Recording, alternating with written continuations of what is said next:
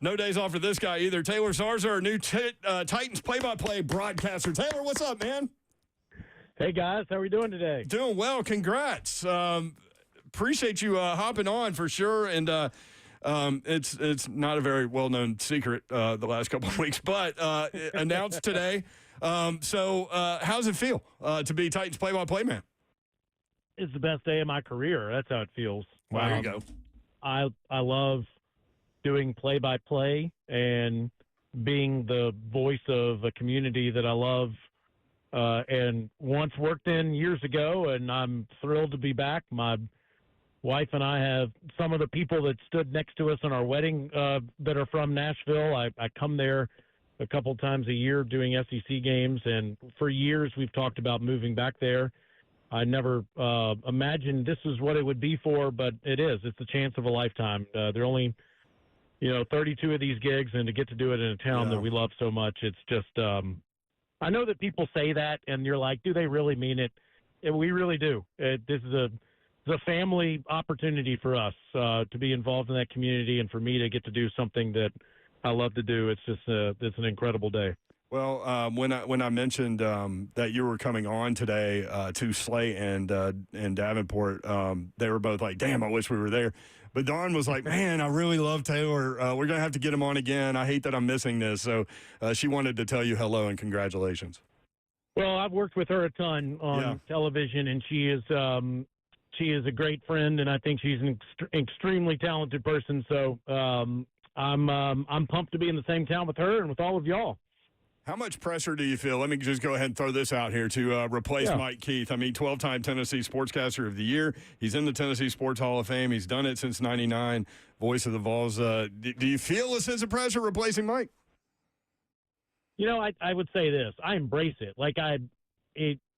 The opportunity to follow in his footsteps is one that I'm totally embracing. I think we should celebrate it instead of being scared of it or being nervous about it. I think we should celebrate it. And I'm hopeful that he'll allow me to use him as a resource as much as possible.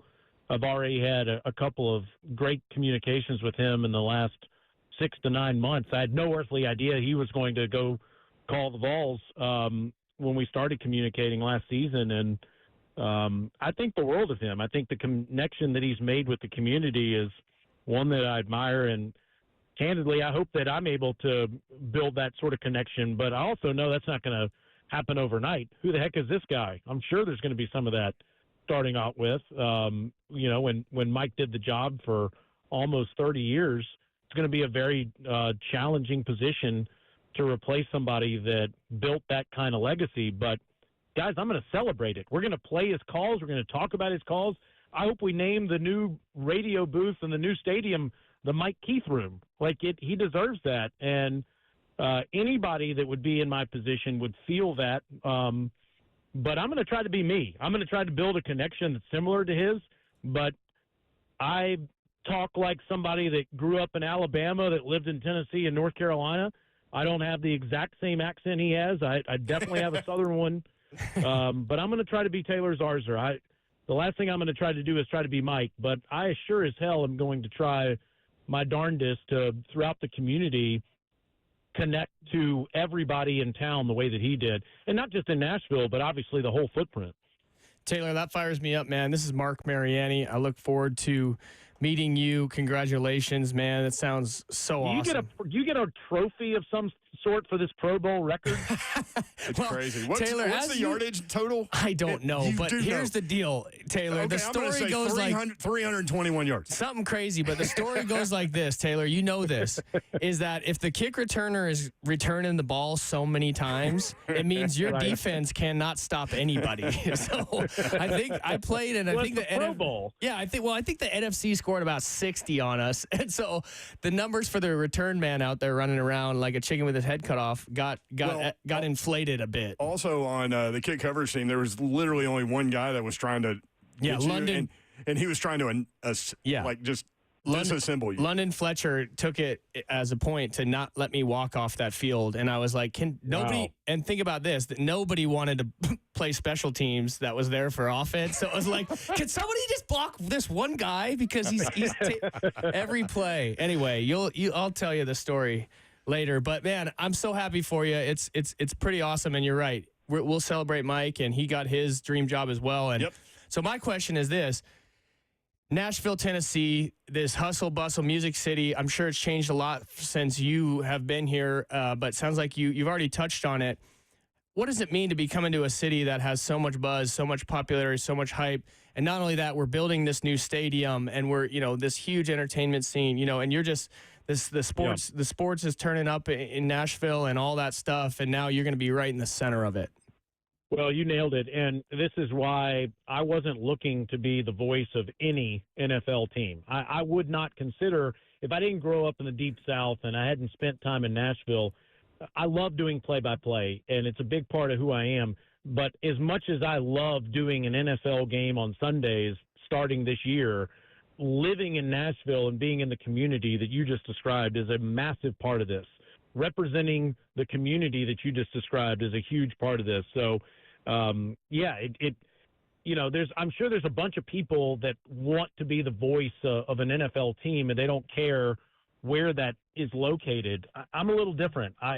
This being Nashville is a huge part of why I'm coming here and why I want to do this. I've had a chance, I'd say on average, like 2 times a year the last 10 years doing Vandy games on SEC Network or doing the Music City Bowl. The last football game I called was the Music City Bowl in Nissan Stadium, and I certainly have been able to see how much the city has changed since I lived there by coming there a couple times a year.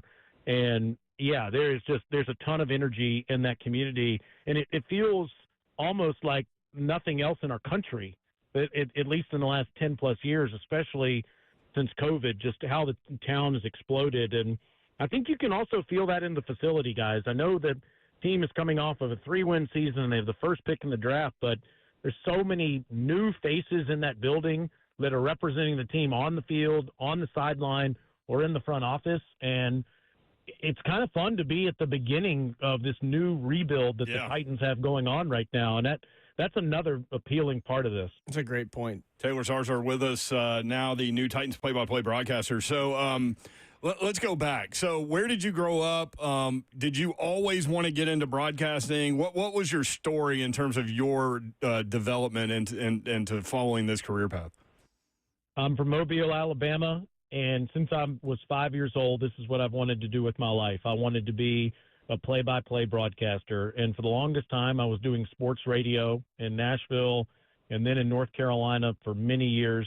It led me to Sirius XM, where originally I was doing some college football on their channel there, and ultimately I had some opportunities to do some play-by-play on the side. It led me to doing TV for ESPN and radio for Sirius XM, and golf and football became the 2 things I sort of consolidated my career towards. But to answer your question, yes. I mean, since I was very young, this is what I wanted to do.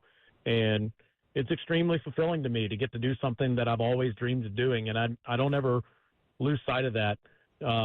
When I was really little, we could get 750 WSB out of Atlanta. Mm-hmm. And I could hear Larry Munson calling the Georgia Bulldogs, who, by the way, also had a connection in Nashville. But Munson and the way he represented Georgia fans was always so appealing to me. And I'm not saying that I'm going to sound like I'm having a heart attack on the air like Munson did, but you're going to hear somebody that is representing Titans fans. It's representing many of which are SEC fans.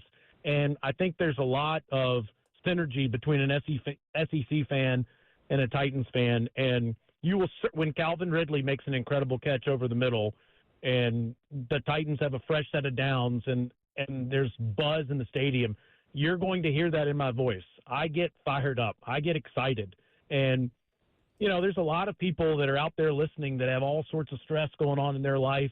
You should be an escape from that. And I never, ever want to lose sight of that. I'll always think about that, and I certainly will do that representing the Titans. Taylor Zarzour with us. Yeah, Larry Munson was one of my favorite guys. Growing up a Tennessee fan, John Ward obviously is key to me in terms of wanting to get into broadcasting and all of those things. But I would listen to WSB, especially at night. That's when you could pick up those big sticks. But loved listening to him. And quick side note, when I got my first radio job, it was actually in this building, but it was for 1510 WLAC, and I was working for. Oh, so you could listen to John Ward, which you could hear. You could hear that station everywhere too. It's one of those, and KMOX and WLW and WWL, all those big sticks back in the day. But literally, Taylor, when I walked into the lobby, I had my interview, and I was bringing like a handwritten letter thanking Kelly Carls, was the program director, and so I was delivering that, and Larry Munson was sitting on the couch because he recorded a radio show that he did in that building. And so he sat and talked with me for like 15 minutes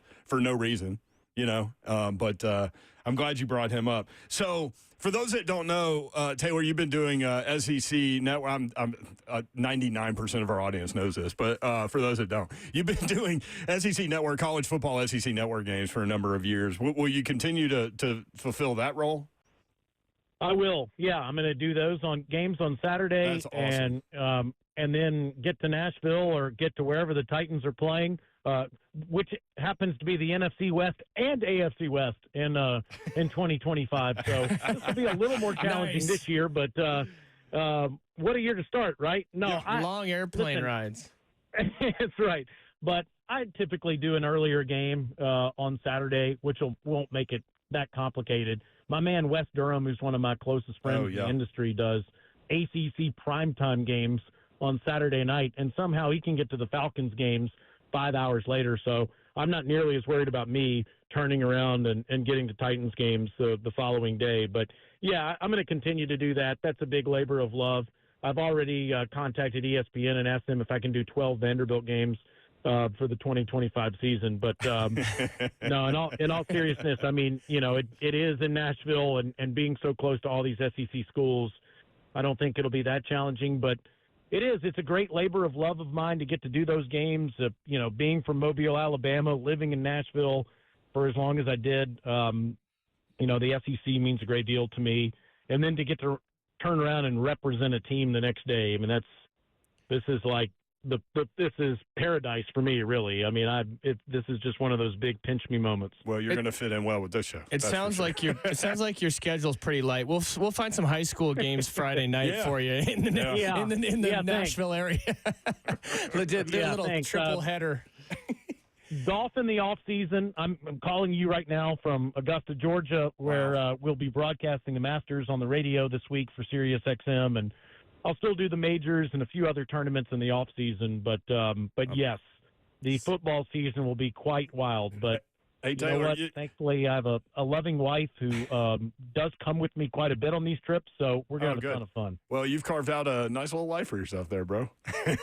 That's awesome. That's a lot of fun. So you're gonna host the Brian Callahan radio show, the Titans Football with Brian Callahan TV show as well. Am I missing something or some things to still be determined, maybe? Yeah, you got it. I think that's it for now, and I'll go wherever you tell me in the community the rest of the week. But no, I'll be doing as much as I can to meet as many Titans fans as I can, and represent all the affiliates as well. But yes, I'll be doing those shows on Mondays and calling the games on Sunday, and I will be talking to Coach Mack as much as I possibly can, certainly before the season starts. That's another big part of this. Coach Mack is a legend. Titans fans love him.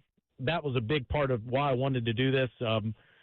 Getting to call games with him and talk to him during these games is going to be a ton of fun. Mike and Coach Mack had this connection to the audience that felt like they were sitting in the same room with you, and we're going to do the same thing. Again, I may sound a little different than Mike, and I'm going to be me, but we still will have that connection with the audience, and we will keep it so much fun to listen to, and I can't wait to get started with him. Yeah, I loved reading that as a part of the release. Also, Rhett Bryant and Amy Wells, for those wondering, retain their game day responsibilities as well. So it's going to be fun. Congratulations, Taylor, man. It's really exciting. Can't wait to meet you. Yeah, and thanks so much for doing this today. I know you've been busy, man. Man, I'm happy to do it. It really is. It's the best day of my career, and I'm really grateful to the two of you for asking me and to get to celebrate this news with you guys. And I can't wait to be there. I'm going to be there in a few weeks for good and during the draft. And we have a lot of excitement about what's going to happen on that Thursday night. And I'll be there with you guys to find out. Well, and let us know when you're in town because we need to get you in studio for more of an extended conversation. And I know Babs wants to talk with you on air as well, and Slay will certainly want to put you in his boom boom room. So those are things that we'll count on that. Have you heard about the boom boom room yet? No, I need to. I'm definitely coming to the studio now, though. Yeah, Ron Slay's. We'll have it warmed up for you. It's kind of why I didn't ask you like personal questions, like what food do you like to eat, and where do you like to travel, and then he'll go from there. But hot chicken, barbecue, meat and three. Yeah, I'll eat all of it. Hey, you know what to do here. Don't you worry. You know what to do. Yeah, here. he's not going to be fazed by the boom boom room, dude. He's not scared. Taylor, congratulations, man. You can count on me for that. I love it. Congratulations. Thanks for hopping on, man. We'll talk soon. You got it, my friends. Thank you. All right, Taylor Zarzour, SEC Network college football on Saturdays, Titans play-by-play on Sundays, Brian Callahan show on Mondays. My man's got PGA in the offseason. My man's going to be busy. We should have asked him his Masters picks, man. Dang. Well, I mean, Scheffler's the favorite, and then it's everybody else. There's always those sleepers, man. Rory McIlroy is second on the list, but you could make some okay money with him. I got all these office pools I got to turn in, man. Research starts now, right now. Well, you might be able to slide a little question into Todd Furman when we have him on at 5 o'clock to talk about the basketball game. But anyway, there's Taylor Zarzour, man. When we come back, we'll get into that little question about the Titans canceling. I guess it was a mutual cancellation of the private workout of Shedeur Sanders and Travis Hunter that was supposed to be held on Wednesday. We'll talk about that next. 3HL 1045 The Zone.